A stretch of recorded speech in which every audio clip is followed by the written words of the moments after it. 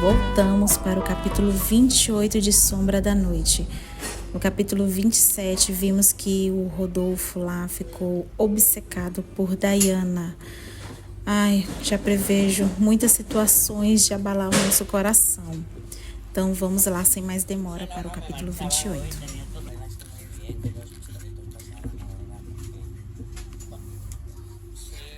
Capítulo 28. A senhora viu o lobisomem Frau Roydon?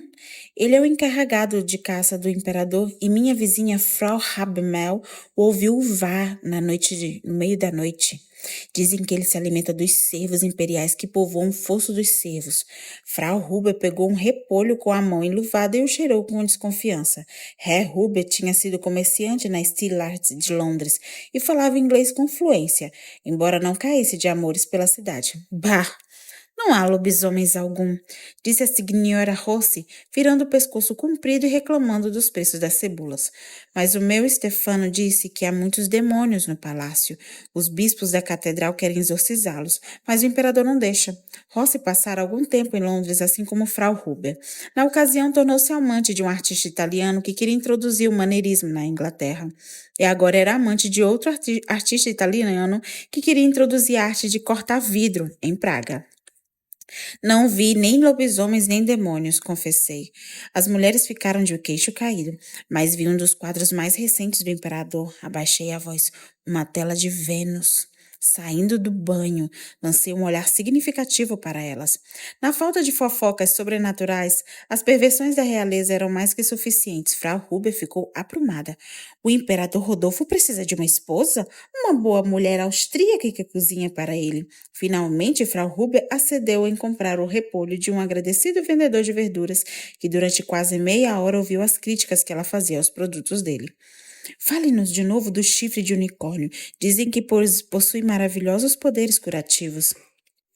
Era a quarta vez em 2 dias que me pediam para falar das maravilhas encontradas entre as curiosidades do imperador. As notícias de nossa admissão aos aposentos privativos de Rodolfo precederam nosso retorno a Três Corvos, e na manhã seguinte as damas da Malastrana estavam à espera, ávidas pelas minhas impressões. Desde então, a aparição na casa dos mensageiros imperiais e dos criados uniformizados de dezenas de aristocratas boêmios e de dignatários estrangeiros despertaram ainda mais a curiosidade das mulheres. Ao ser recebido na corte, Marfa assegurou uma estrela própria no céu imperial, despertando nos velhos amigos o desejo de saber como ele chegara e de lhe pedir ajuda. Pierre sacou o livro de contabilidade e o ramo do Desclermont abriu-se para os negócios no Banco de Praga. Se bem que não vi um grande volume de dinheiro recebido e sim um fluxo constante de fundos para acertar dívidas com os comerciantes da cidade antiga de Praga. Você recebeu um pacote do imperador, disse Marfa quando retornei do mercado. Apontou com a pena para um saco irregular. Se abri-lo, terá que expressar pessoalmente o seu agradecimento a Rodolfo. O que será? Tateei o pacote sentindo os contornos. Não era um livro. Alguma coisa de que nos arrependeremos por ter recebido, garanto. Matthew mexeu a pena dentro do pote de tinta, causando uma pequena irrupção de líquido grosso e negro na superfície da escrivaninha. Rodolfo é um colecionador, Diana, e não está simplesmente interessado em chifres de narval e pedras bezoar. Ele coleciona pessoas assim como coleciona objetos, e dificilmente as solta quando as tem nas mãos. Como fez com Kelly, eu disse soltando os barbantes, mas não estou à venda. Todos nós estamos à venda. Marfa regalou os olhos. Bom Cristo! Uma estatueta de Diana, feita de ouro e prata, com quase 60 centímetros de altura, estava nua entre nós dois, exceto pelos tornozelos cruzados de maneira recatada e pela aljava montada do lado do ombro de um cervo. 2 cães de caça encontravam-se aos pés da deusa. Gáloglas assobiou. Bem, eu diria que nesse caso o imperador foi bem explícito nos seus desejos, mas eu estava ocupada demais em examinar a estátua para prestar atenção. Na base da obra havia uma pequena chave. Girei a chave e o cervo pulou no chão. Veja só. Você viu isso, Matthew? A senhora não corre o risco de perder a atenção do titio, assegurou-me Gálagos. Era verdade. Matthew encarava a estátua com muita raiva. Opa, jovem Jack! Gallagher agarrou o menino que entrava pela sala pela gola, mas Jack era um ladrãozinho profissional e essa tática de impedimento era pouco útil quando ele farejava alguma coisa de valor. Ele escorregou até o chão com uma torção do corpo, deixando Gallagher segurando o casaco no ar e saiu correndo até o cervo. Isso é um brinquedo? Isso é para mim? Por que a moça está pelada? Ela não sente frio? As perguntas verteram da boca de Jack numa incansável torrente. Teresa, que também se interessava pelos espetáculos como qualquer mulher de Malastrana, apareceu de repente para saber que confusão era aquela. Levou um susto quando viu uma mulher nua no escritório do patrão e cobriu os olhos de Jack com a mão. Gallagher espiou os seios da estátua. Sim, Jack, eu diria que ela está com frio. Isso lhe custou um olhar de advertência de Teresa, que ainda segurava o menino, que por sua vez se contorcia. Se isso é um autômato, Jack, disse Matthew, erguendo o objeto. Ao erguê-lo, a cabeça do cervo se abriu e revelou um espaço vazio. Foi feito para correr pela mesa do jantar do imperador. Na hora que o cervo para, a pessoa mais próxima deve beber o que há lá dentro. Por que não vai mostrá-lo para Anne? Ele pôs a cabeça do cervo no lugar e estendeu o inestimável objeto para Gallagher, e depois me olhou sério. Nós precisamos conversar. Gallagher varreu Jack e Teresa para fora da sala com promessas de pretzel e patinação. Você está pisando em terreno perigoso, meu amor. Matthew passou os dedos no cabelo com um gesto que sempre o deixava ainda mais bonito. Falei para a congregação que seu papel como minha esposa é uma ficção conveniente para protegê-la das acusações de feitiçaria e uma forma de manter a caça-bruxas de Berwick confinada à Escócia. Mas nossos amigos e seus colegas vampiros sabem que nossa relação é mais do que isso, retruquei. O cheiro de um vampiro não mentia e o cheiro singular de Matthew me cobriu. E o terceiro olho das bruxas sabe muito bem que a nossa relação vai muito mais do que isso. Muito mais além do que isso. Talvez, mas Rodolfo não é nem vampiro, nem bruxo. O imperador acabará sabendo por intermédio de contatos da congregação que não existem laços entre nós. Portanto, nada o impedirá de caçá-la. Martha me acariciou no rosto. Eu não divido nada, Diana. E se Rodolfo for longe demais, é melhor se acalmar. Cobri a mão dele com a minha. Você sabe que eu não deixarei seduzir pelo sacro imperador romano, nem por qualquer outro que aparecer, Matthew. Nós precisamos do Ashmole 782. O que importa as olhadelas de Rodolfo para os meus seios? As olhadelas até que eu aguento. Matthew me beijou. Há uma coisinha a mais que eu gostaria que soubesse antes que vá agradecer ao imperador. Faz tempo que a congregação sacia o apetite de Rodolfo por mulheres e curiosidades para obter a cooperação dele. Se o imperador desejá-la e levar o problema aos outros 8 membros, o julgamento da congregação não será ao nosso favor. Eles entregarão você a Rodolfo, porque não podem deixar praga nas mãos dos homens como o arcebispo de Trier e seus amigos jesuítas. E a última coisa que eles querem é ver Rodolfo se transformar em outro rei Jaime com sede de sangue das criaturas. Esse refúgio aqui não passa de uma miragem, como todo oásis. Entendi, disse. Por que tudo que era tocado por Matthew tinha que ser tão enrolado? Nossa vida em comum me lembrava os nós dos cordões da minha caixa de feitiços. Sempre se embaralhavam, por mais que desfizesse os nós e separasse os cordões. Matthew me soltou. Leve Gallagher junto quando for ao palácio. Você não vai? Fiquei chocada quando soube que me deixaria fora de vista porque ele se mostrava muito preocupado. Não. Quanto mais Rodolfo nos vir juntos, mais a imaginação e a cobiça dele aumentarão. E Gallagher vai arrumar um jeito de seduzir o imperador para entrar no laboratório de Kelly. Meu sobrinho é muito mais encantador que eu. Matthew sorriu, mas o sorriso não abrandou a escuridão dos seus olhos. Galo Glass insistiu em realizar um plano que impediria que eu conversasse a sós com Rodolfo e, ao mesmo tempo, permitiria que eu demonstrasse gratidão diante do público. Só depois que ouvi os sinos badalarem 3 horas é que tive o primeiro vislumbre do que esse plano poderia ocasionar. O tráfego de gente que tentava entrar na Catedral de São Vito pelos arcos de entrada lateral confirmou meu pressentimento. E lá vai Sigismund, disse Gallagher no meu ouvido. O barulho dos sinos era ensurdecedor e quase não pude ouvi-lo. Fiquei confusa e ele apontou para um gradil dourado no campanário adjacente lá no alto. Sigismund, o grande sino, é ele que nos faz saber que estamos em Praga. A Catedral de São Vito era um compêndio gótico com arcobatantes pináculos semelhantes a agulhas. Em tardes escuras de inverno, isso se evidenciava ainda mais. Lá dentro as velas ardiam, mas em virtude da grandiosidade da catedral não proporcionava nada além de cintilações amarelecidas no escuro. Lá fora a luz era tão rarefeita que os coloridos vitrais e vibrantes afrescos não ajudavam muito para atenuar a atmosfera opressivamente pesada. Galo-Glass nos posicionou com toda a cautela sobre uma abraçadeira de tochas. Dê uma boa sacudidela no seu feitiço de disfarce, sugeriu. Está muito escuro aqui e Rodolfo poderá perdê-la de vista. E você está me pedindo para brilhar? Lancei o olhar mais repressor de professora. Ele reagiu com um sorriso. Esperamos a missa começar junto a um interessante grupo de humildes membros da equipe do palácio, oficiais reais e aristocratas. Alguns artesãos ainda exibiam manchas e chamuscos provenientes do trabalho que exerciam e a maioria parecia exausta. Observei atentamente a multidão e depois olhei para o alto a fim de avaliar a grandeza e o estilo da catedral. É cheia de abóbadas, murmurei. As arestas eram bem mais complicadas do que a maioria das igrejas góticas da Inglaterra. É isso que acontece quando Matthew mete uma ideia na cabeça, comentou Gallowglass. Matthew? Muito tempo atrás ele passou aqui em Praga e o novo arquiteto Peter Parler estava intimidado com uma importante incumbência que recebera. O primeiro surto de peste dizimara a maioria dos mestres construtores e só restara Parler para o encargo. Matthew o pôs debaixo das asas e juntos os dois quase enlouqueceram. Ainda não posso dizer que entendi aonde ele e o jovem Peter queriam chegar, mas que é atraente isso é. Espere só para ver o que eles fizeram no salão nobre. Eu já estava de boca aberta para fazer uma pergunta quando ecoou um burburrinho da multidão. Rodolfo chegava. Estiquei o pescoço para vê-lo. Lá está ele, sussurrou Gallowglass, girando a cabeça para o lado direito acima.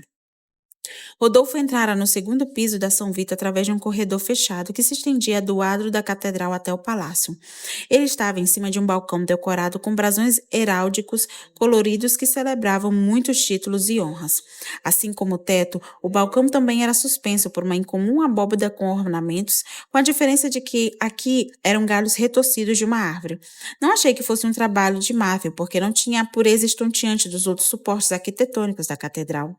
Rodolfo acomodou-se no assento de frente para a nave central e a multidão fez mesuras e reverências em direção ao camarote real. O imperador aparentou desconforto por ter sido notado. Mostrava-se mais à vontade com os cortesãos nas câmaras privativas reais, mas ali parecia tímido e reservado. Ele girou o corpo para ouvir o cochicho de um auxiliar e depois olhou para mim. Inclinou graciosamente a cabeça e sorriu. A multidão se virou para ver quem era agraciado com a atenção do imperador. Faça uma mesura, sibilou Gallowglass, forçando-me a inclinar novamente. Saímos da missa sem maiores incidentes. Fiquei aliviada quando me dei conta de que ninguém era esperado para a comunhão, nem mesmo o imperador, de modo que a cerimônia terminou rapidamente. A certa altura, Rodolfo escapou com toda a tranquilidade para seus aposentos privativos, sem dúvida para se debruçar sobre os seus tesouros. Depois que o imperador e os padres se retiraram, a nave virou um festivo ponto de encontro, onde os amigos tocavam notícias e fofocas. Avistei Otávio Estrada à distância, conversando animadamente com o cavalheiro rosado que vestia de lãs claras. Roupas de lã caras. O Dr. Rajek também estava lá, rindo e conversando com um jovem casal visivelmente apaixonado. Sorri e ele me cumprimentou com uma leve inclinação de cabeça. Estrada não significava nada para mim, mas simpatizava com o médico do imperador. Gallowglass, você não devia estar hibernando como os outros ursos? Um homem franzino de olhos fundos se aproximou, retorcendo a boca com um sorriso irônico. Nós todos devíamos estar hibernando com esse clima. É bom vê-lo gozando de boa saúde, Joris. Gallowglass estendeu a mão em cumprimentos e deu um abraço tão apertado que os olhos do homem quase saltaram para fora. Poderia dizer o mesmo a seu respeito, mas como sempre goza de boa saúde, nos pouparei de uma cortesia vazia. O homem se voltou para mim. E aqui está La Diosa. Diana, disse balançando com saudação. Seu nome aqui não é esse. Rodolfo a chama de La Diosa de la Caza. Expressão espanhola para a deusa da caça. O imperador ordenou ao pobre mestre Spranger que deixasse de lado os últimos esboços da Vênus no banho e trocasse por um novo tema, Diana flagrada na toilette. Nós todos estamos ansiosos para ver se Spranger dará conta da incumbência. O homem fez uma reverência. Joris Raffnel. O calígrafo, disse, lembrando-me da observação de Pierre a respeito da caligrafia rebuscada no convite oficial para a presença de Matthew na corte de Rodolfo. Mas esse nome me era familiar. O artista, corrigiu Gallowglass gentilmente. La Diosa. O homem esquálido tirou o chapéu com a mão cheia de cicatrizes. Sou Erasmus Habermel. A senhora faria a gentileza de visitar a minha oficina logo que puder? Sua Majestade deseja que a senhora tenha um compêndio astronômico para observar melhor as mudanças lunares, mas que deve ser exatamente do seu agrado. Habermel era outro nome que me era familiar. Ela me verá amanhã. Um homem corpulento, de uns 30 e poucos anos, abriu caminho na multidão. Seu sotaque era distintamente italiano. La diosa passará por um retrato. Sua Majestade deseja que ela seja gravada em pedra como símbolo da permanência da afeição dele. O suor contornava-lhe o lábio superior. Signor Miseroni, disse outro italiano, batendo a mão melodramaticamente no peito arfante. Pensei que tínhamos nos entendido. La diosa precisa praticar a dança para participar da festa na próxima semana, de acordo com o desejo do nosso imperador. Ele inclinou a cabeça em minha direção. La diosa, sou Afonso Passetti, mestre de dança de Sua Majestade. Acontece que minha esposa não gosta de dançar. Soou uma voz fria atrás de mim. Um longo braço serpenteou minha mão que se ocupava com a borda do corpete. Não é verdade, Moncor? A pergunta seguiu-se com um beijo nas juntas dos meus dedos e uma mordida de aviso. Martha está sempre no lugar certo e na hora certa, disse Joris com uma risada calorosa. Como vai você? Desapontado por não ter encontrado Diana em casa, respondeu Martha em leve tom de decepção. Mas até mesmo o marido dedicado deve se render à afeição da esposa por Deus. Hoffnell observava atentamente cada mudança de expressão de Matthew e de repente me dei conta de quem era ele. O grande artista que observava a natureza com grande agudeza e cujas ilustrações da flora e da fauna pareciam prestes a assumir vida e saltar da tela, como as criaturas do sapato de Mary. Bem, Deus já teve o bastante por hoje. Acho que você está livre para levar sua esposa para casa, disse Ragnell gentilmente. La diosa, sua presença promete dar vida a uma primavera que se anunciava maçante. Seremos eternamente gratos por isso. Os homens se dispersaram depois de obtidas as garantias de Gallowglass de que se encargaria dos meus variados e conflitantes compromissos. Hoffnell foi o último a sair. Ficarei de olho na sua esposa, Shudal. Talvez devesse fazer isso também. Minha atenção está sempre voltada para minha esposa. Caso contrário, como saberia que ela estava aqui? É claro, é claro. Perdoe minha intromissão. A floresta tem ouvidos e os campos têm olhos. Hoffnell fez uma reverência. A verei na corte, La diosa. Ela se chama Diana, disse Matthew com firmeza. Madame de Clermont também serve. E eu aqui, sendo levada a pensar que era Roydon. Enganei-me. Hoffnell deu uns passos para trás. Boa noite, Matthew. Os passos ecoaram pela pavimentação de pedra e se perderam no silêncio. Shadow? Disse. Isso significa o que o som sugere? É um termo alemão para sombra. Elizabeth não é a única pessoa que me chama assim. Martha olhou para Gallowglass. Que festa é essa que o Sr. Parcet mencionou? Ora, nada de extraordinário. Sem dúvida com tema mitológico, música terrível e dança pior ainda. E se tiver bebida à vontade, os cortesãos encherão a cara e encerrarão a noite em quarto errados. 9 meses depois haverá um bando de nobres bebês com paternidade incerta. Enfim, tudo como de costume. Sic transit gloria mundi, murmurou Matthew, inclinou a cabeça para mim. Que tal irmos para casa, La diosa? O apelido que me incomodara quando dito por estranhos sou irresistível sair da boca de Matthew. Jack me disse que temos um cozido para o jantar que está particularmente apetitoso. Durante toda a noite, Matthew esteve distante, observando-me de cara séria quando Pierre me falou sobre o Dia das Crianças e passou notícia dos últimos acontecimentos em Praga para ele. Os nomes não me eram familiares e a narrativa era tão confusa que desisti de acompanhá-la e fui para a cama. Fui acordada pelos gritos de Jack, saí correndo e quando cheguei, Matthew já tinha chegado antes de mim. O menino estava agitado e se debatia aos gritos por socorro. Meus ossos estão partindo, dizia sem parar. Está doendo, está doendo, está doendo. Matthew aninhou no peito com tanta força que o menino não conseguiu mais se mover. Shhh, já estou aqui. Continuou abraçando a Jack até que os tremores no corpo do menino se tornaram débeis espasmos. Todos os monstros tinham a cara de homens comuns esta noite, Mestre Roydon, disse Jack, aconchegando-se ainda mais nos braços do meu marido. O menino estava com a aparência exaurida e tinha manchas roxas debaixo dos olhos que o deixavam mais velho do que realmente era. Geralmente eles são assim, Jack, disse Matthew. Geralmente eles são assim. Nas semanas seguintes, rolou um turbilhão de compromissos, como o joalheiro do imperador, com o artesão que fabricava instrumentos para o imperador e com o mestre de dança do imperador. A cada encontro, eu penetrava um pouco mais na cerne do conglomerado de edificações que compunham o Palácio Imperial, e também nas oficinas e residências reservadas aos artistas e intelectuais prezados por Rodolfo. Nos intervalos do compromissos, Gáluglas me levava a parte do palácio ainda desconhecidas por mim. Conheci o alojamento das feras, onde Rodolfo mantinha leopardos e leões, assim como mantinha pintores e músicos nas estreitas ruas a leste da catedral. Conheci o fosso dos cervos, já modificado para o imperador tivesse um desfrute melhor do esporte. Conheci o salão de jogos coberto de esgrafitos, onde os cortesões se exercitavam, e conheci novas estufas construídas para proteger as preciosas figueiras do imperador do inverno rigoroso da Boêmia. Mas havia um lugar que não me permitia a presença de Gáluglas, a Torre do Poder, onde Edward Kelly trabalhava nos alambiques e cadinhos na tentativa de fazer a pedra filosofal. Ficamos do lado de fora e fizemos de tudo para chamar a atenção dos guardas à entrada. A certa altura, Gáluglas gritou uma saudação cordial. O grito fez a vizinhança correr ao local para ver se havia algum incêndio, mas não suscitou reação alguma do antigo assistente de Dr. D. Até parece que ele é um prisioneiro, comentei para Matthew depois que retiraram a mesa do jantar e Jack e Anne foram para a cama. Os dois tinham desfrutado de mais uma rodada exaustiva de patinação, trenó e pretzel. Os pesadelos de Jack talvez se dissipassem se ele tivesse a oportunidade de agir como um garoto normal de 8 anos de idade. Mas o palácio não era lugar para as crianças. Eu tremia só de pensar que podiam escapulir de minhas mãos e se perder para sempre porque não falavam a língua e não podiam dizer aonde moravam.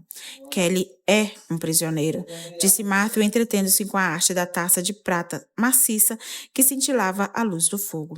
Circulam rumores de que ele vai mais uma vez ou outra para casa, geralmente no meio da noite, porque não há ninguém por perto. Pelo menos é um pouco poupado dos constantes demandas do imperador. Você não conhece a senhora Kelly, disse Matthew secamente. Eu não a conhecia e isso tornava a situação ainda mais estranha. Talvez estivesse tomando um rumo errado para encontrar o alquimista. Aceitara participar da vida da corte na esperança de conhecer o laboratório de Kelly para solicitar diretamente o Ashmole 782. Mas a minha recente familiaridade com a corte me dizia que esse encontro tinha remotas possibilidades de acontecer. Na manhã seguinte, fiz questão de ir ao mercado com Teresa. Lá fora estavam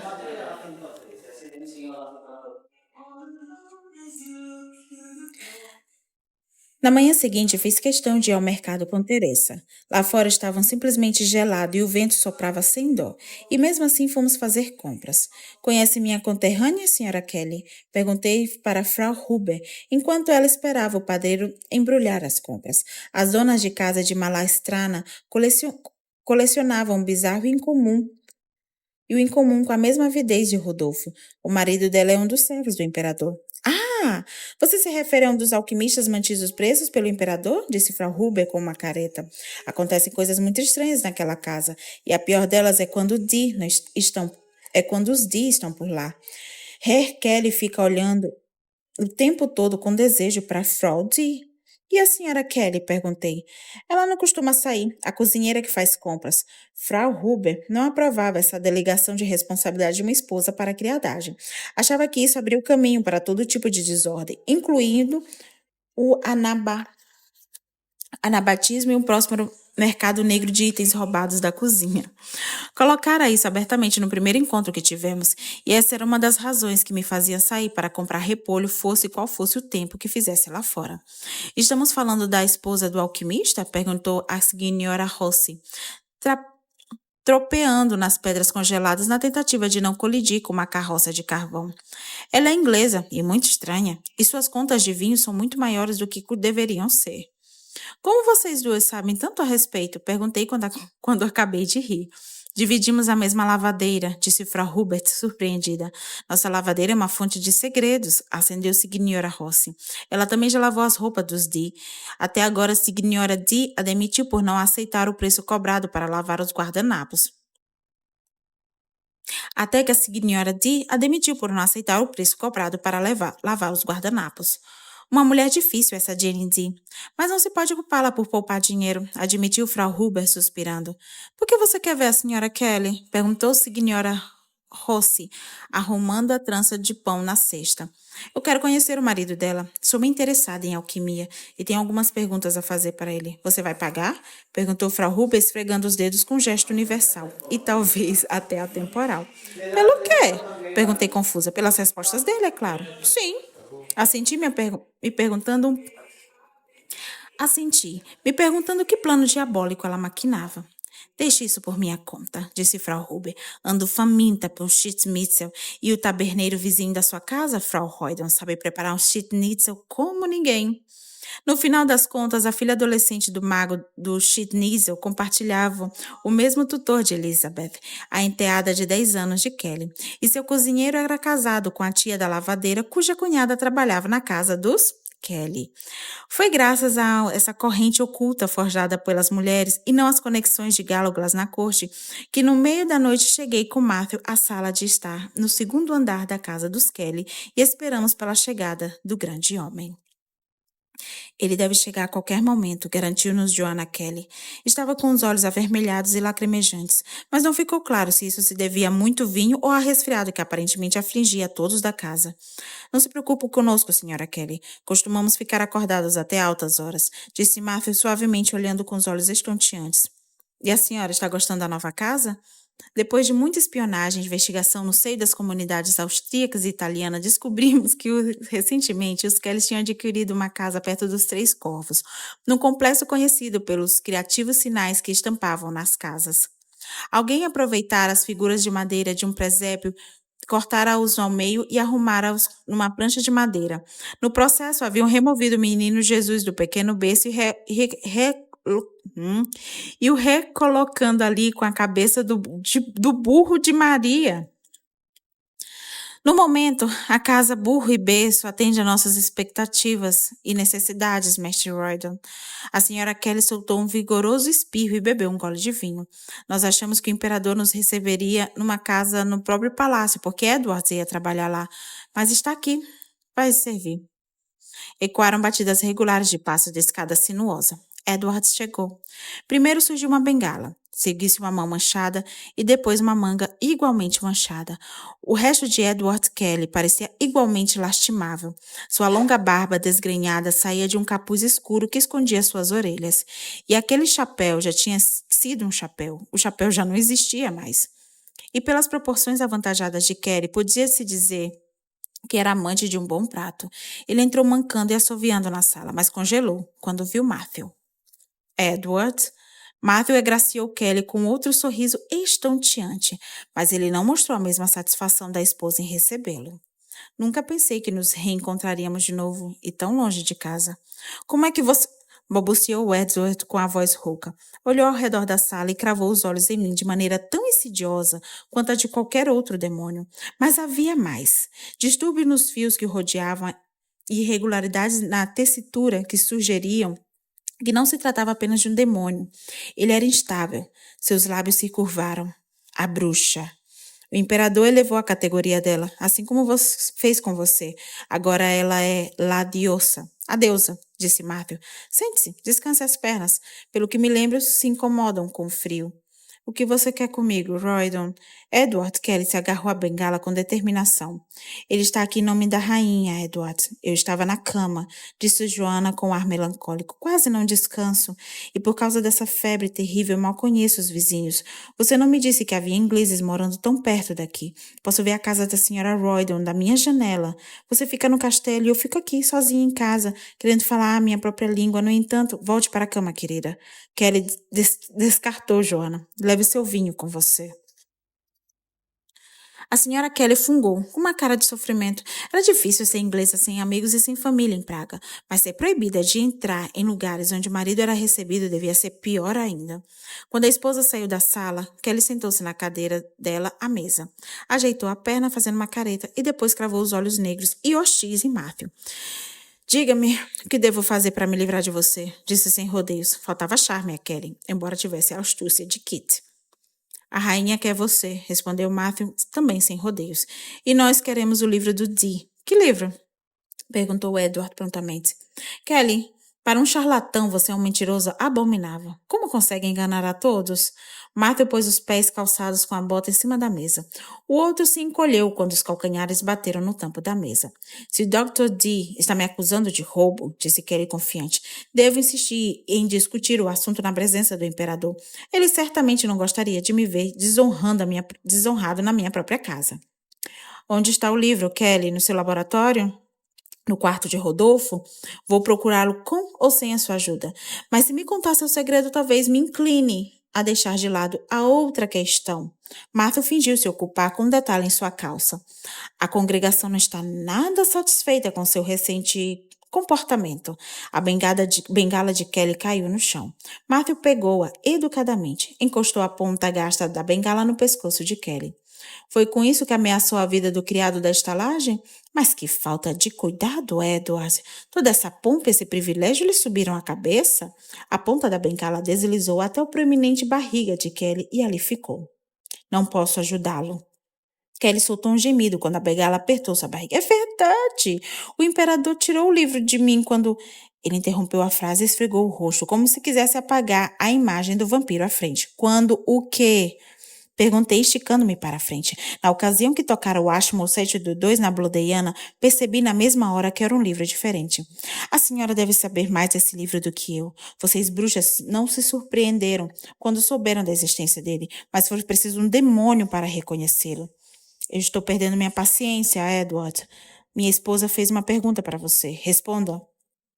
Kelly olhou vagarosamente e triunfantemente para Matthew e empurrou a ponta da bengala na barriga dele. Você odeia bruxas, ou pelo menos nos fez acreditar nisso, mas vejo que tem a mesma fraqueza das outras criaturas e está apaixonado por ela, exatamente como comentei com Rodolfo. Gerbert. A voz de Matthew soou vazia. Kelly assentiu com a cabeça. Ele veio aqui quando Dee ainda estava em Praga, fazendo perguntas sobre o livro e metendo bedelho nos meus assuntos. Rodolfo deixou que ele se divertisse com uma das bruxas da cidade antiga. Uma garota de 17 anos, muito bonita, de cabelos ruivos e olhos azuis, como a sua esposa. Depois disso, nunca mais a viram. Mas houve uma bela fogueira naquela noite em Halpurgis. Foi dada a Gerbert a honra de acendê-la. Kelly desviou os olhos para mim. O que me pergunto é se teremos outra fogueira este ano. A menção à antiga tradição de queimar bruxas para celebrar a primavera foi a gota d'água para Matthew. Antes que pudesse me dar conta do que acontecia, Kelly já estava com metade do corpo para fora da janela. Olha para baixo, Edward.